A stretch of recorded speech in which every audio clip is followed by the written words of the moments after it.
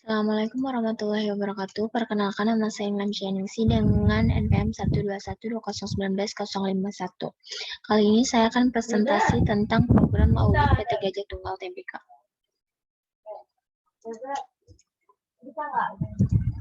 Gambaran KAP. Sejarah kantor akuntan publik.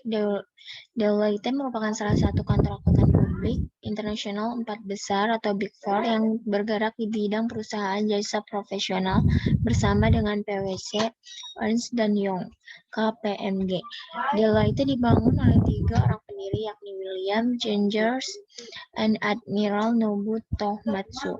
Markas globalnya terletak di Amerika Serikat. Deloitte memberikan audit dan jaminan, konsultasi, penasehat keuangan, risiko manajemen, pajak, dan layanan terkait untuk klien publik dan swasta mencakup berbagai industri dengan global jaringan yang terhubung dari perusahaan anggota di lebih dari 150 negara dan wilayahnya dan memiliki lebih dari 264.000 profesional. Profil akuntansi publik. Nah, di sini ada namanya yaitu Deloitte, alamatnya di Plaza of Vice Tower, nomor 32, floor Jalan MH Tamrin, Kavling nomor 28-30 Jakarta.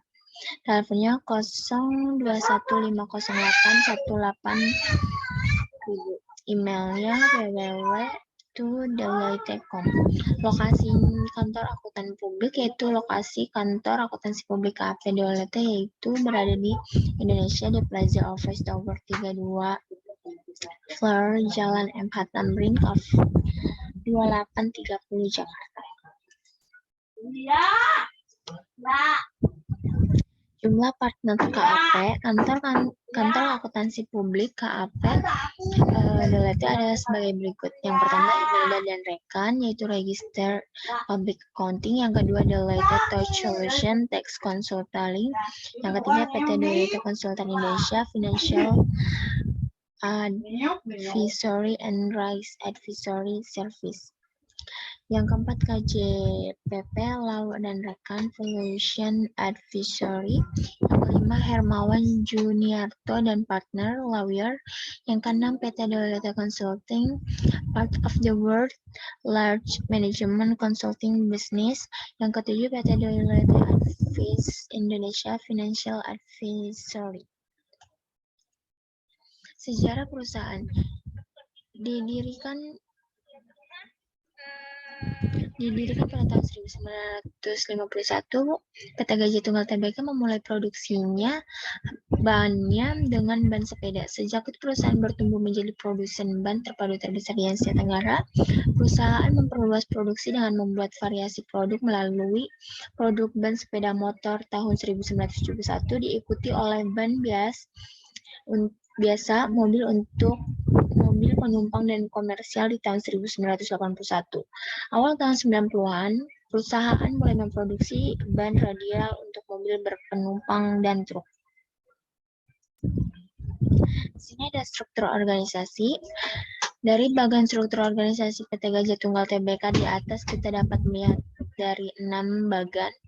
Bentuk struktur organisasi PT Gajah Tunggal menggunakan struktur organisasi berbentuk vertikal, yang mana dalam bentuk ini sistem organisasi dipimpin sampai organisasi atau pejabat yang lebih rendah digariskan dari atas ke bawah. Secara vertikal kita bisa melihat bahwa struktur organisasi mereka tersusun berdasarkan fungsi dari masing-masing bagian seperti finance, manufacturing, HRD, sales, dan marketing, dan lain-lain. Hal ini menunjukkan bahwa struktur organisasi yang digunakan oleh PT Gajah Tunggal Tbk adalah jenis struktur organisasi fungsional.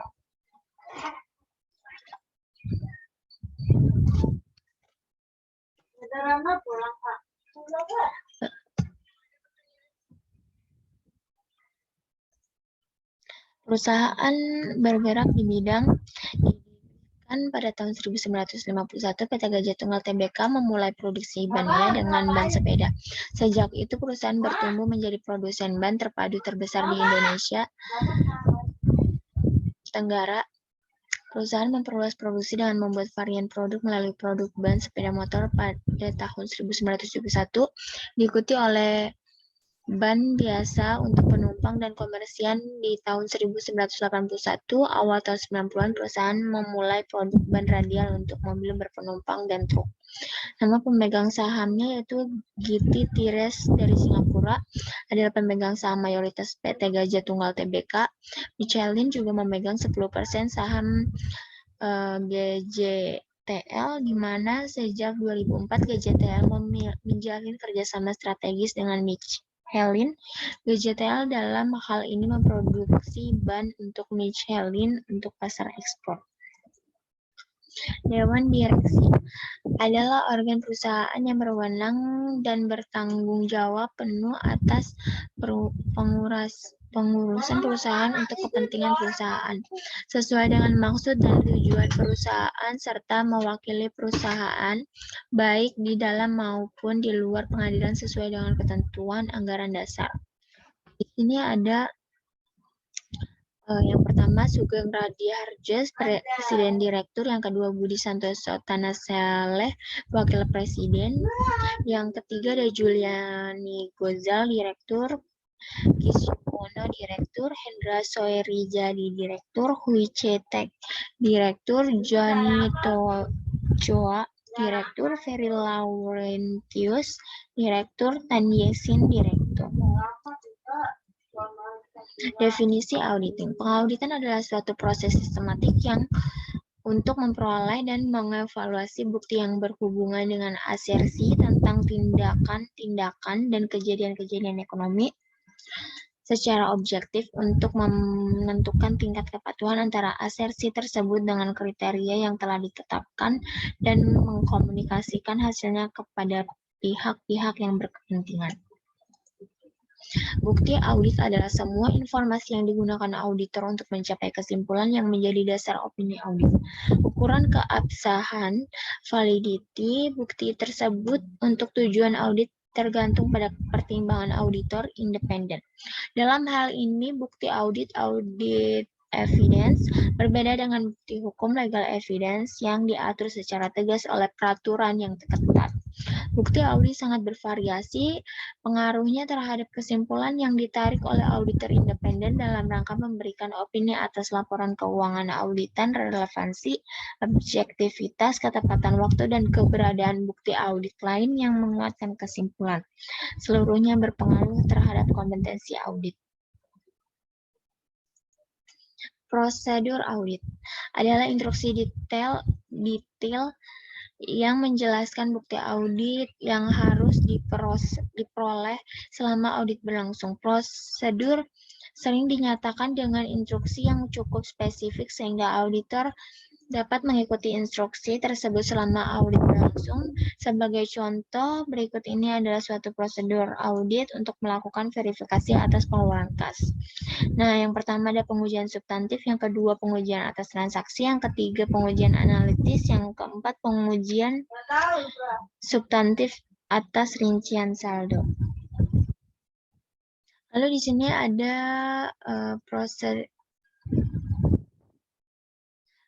prosedur analisis tentang penjualan dan penerimaan kas. Nah, sistem penerimaan kas dan penjualan tunai yang terdapat pada PT Gajah Tunggal Tbk adalah sebagai berikut. Bagian order penjualan. Membuat faktur penjualan tunai sebanyak 3 lembar. Yang pertama diserahkan ke pembeli untuk dibawa ke bagian kasa. Yang kedua diserahkan kepada gudang untuk menyiapkan barang yang akan diserahkan kepada pembeli oleh bagian pengirim. Yang ketiga untuk arsip di bagian penjual. Bagian kasa yang pertama menerima pembayaran sebagai harga faktur yang diserahkan oleh pembeli. Yang kedua memasukkan data jumlah uang yang diterima ke dalam kas register. Yang ketiga menyerahkan faktur yang sudah dicap lunas bersama pita kas register kepada pembeli untuk diserahkan kepada bagian pengirim. Yang keempat membuat setoran ke bank bagian pengirim penerima barang bersama faktur. Lembar 2 dari bagian gudang menerima faktur lembar bersama pita kas register dari bagian kasa via pembeli. Lalu di sini ada program audit dan PT Gajah Tunggal Tbk, di sini ada tujuan audit transaksi, di sini juga ada pengendalian kunci, di sini ada pengujian pengendalian, di sini ada defisiensi, di sini ada pengujian substantif transaksi. Ini terusannya. Lalu di sini ada kesimpulan. Jadi kesimpulan yang didapat dari PT Gajah Tunggal Tbk ini ialah laporan keuangan konsolidasi yang terlampir menyajikan secara wajar dalam semua hal yang material posisi keuangan konsolidasi PT Gajah Tunggal Tbk dan entitas anak pada tanggal 31 Desember 2020 serta kinerja keuangan dan arus kas konsolidasian untuk tahun yang berakhir pada tanggal tersebut sesuai dengan standar akuntansi keuangan di Indonesia. Terima kasih. Sekian presentasi dari saya. Kurang lebihnya mohon maaf. Wassalamualaikum warahmatullahi wabarakatuh.